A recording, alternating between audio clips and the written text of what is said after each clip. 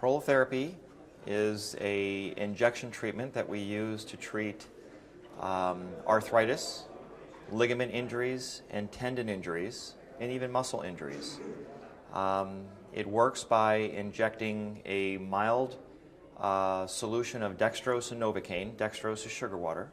And what happens is that dextrose causes a mild inflammatory reaction in our tissues, which alerts the body to go through a healing process because it created some new inflammation. And typically these injuries are chronic, or the arthritis is chronic and the body has given up on it. And by creating some new inflammation, the body thinks there's a new injury. It sends the healing cells into the area and begins a new healing process. We stack one treatment on top of the other to try to maximize healing, and in many cases we can heal the patient. It works. It also works in arthritis. We're not curing arthritis, but it gives them good pain relief and improved function.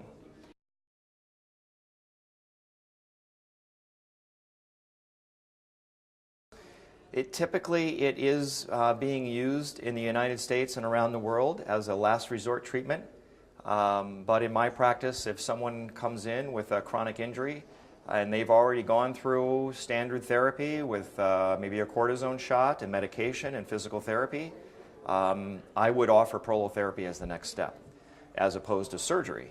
Think of it as a very good treatment between physical therapy, medications, and surgery. It fills that gap in the middle.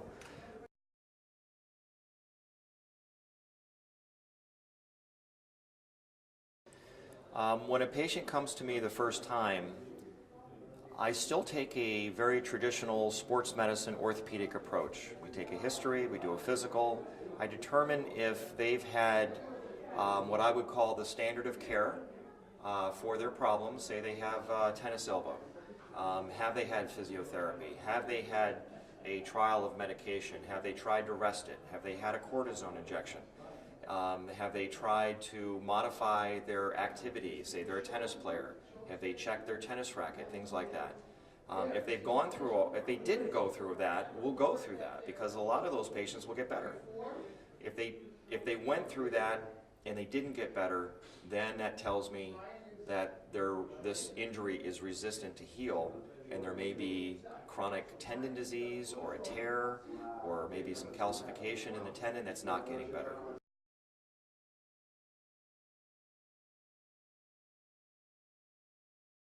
Prolo is, in my practice, is a tool. It's not my only tool. I use all the traditional methods of trying to get a patient to heal, and if they don't heal, then prolotherapy will be indicated.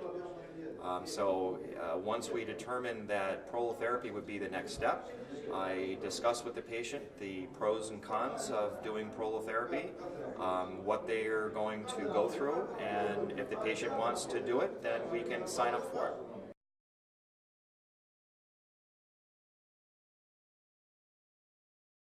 Well, based on our training, based on the patient's exam, if they have weakness and tenderness right over the key areas that we're trained to look at, then that's where we're going to treat them. We do look at studies, we look at x-rays, we look at MRIs at times to look at the tissue, maybe even ultrasound, to look at the tissue more in detail to see if there's a tear in a ligament or tear in a tendon. Because if there is, those tears require more treatment. It's not going to be a simple treatment. It's going to take more treatment, longer to heal.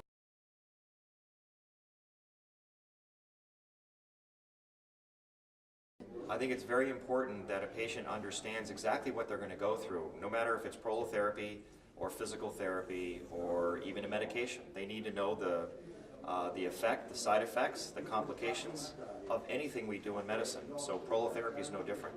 I want my patients to understand, within reason, what they're going to go through so they have an expectation. It's not going to take their pain away with one treatment. It's not going to be pain-free when they leave my office. They're going to get pain. This treatment does cause some inflammation and pain. We expect that. In my practice, when we decide to do the treatment that day, we run through the consent form. We tell them what's going to happen, what kind of treatment effect we hope to get. We go through risks and side effects of the treatment, and then we go through how to take care of the area that we treated when they get home. If there's medication, if there's icing or bracing, if they're going to do physical therapy, maybe down the road, when will that start? We answer all those questions up front. So the patient understands exactly what's going to happen to them. And then we get started. Then we clean their skin. We mark where we're going to do the injections. We numb up their skin with Novocaine so they don't feel the needle going through their skin. And that deadens the pain of the procedure, so the procedure's not that uncomfortable. We do the injections. It takes a few minutes. And once we're done, we clean them up. We dress their injection site. We give them their instructions. We give them some pain medicine to take when they get home. And they go home and they take care of their prolotherapy treated area. And then we see them back about 4 to 6 weeks later. We reassess, see how they did. Do we need to do another treatment? If they're pain-free, no more treatment. But typically we expect 3-4 treatments to get things underway. Depending on what it is, if it's a tendon, it might take 4 to 6 to 8 treatments. If it's a joint, usually about 3 treatments gets the joint under control. And then if it's a badly arthritic joint, we may need to repeat the treatment down the road 6 months, a year later. We may need to do 1 or 2 treatments to keep it under control.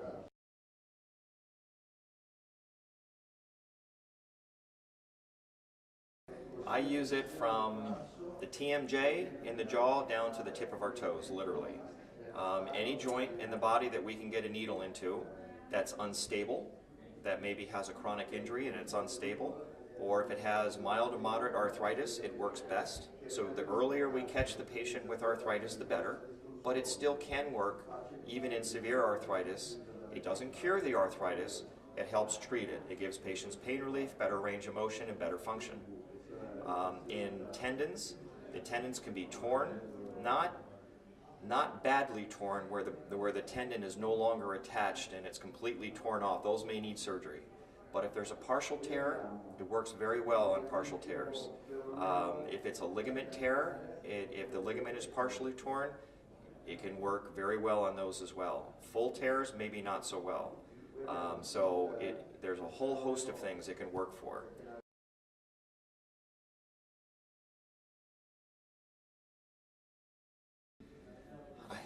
That's a very important question to ask, and the question is, how do patients find a qualified prolotherapist?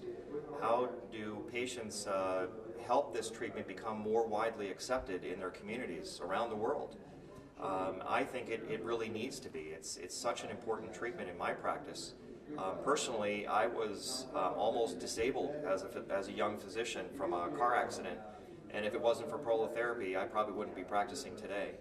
And from my own experience, I transfer that experience to my patients. And I've literally helped thousands of patients over the last dozen years.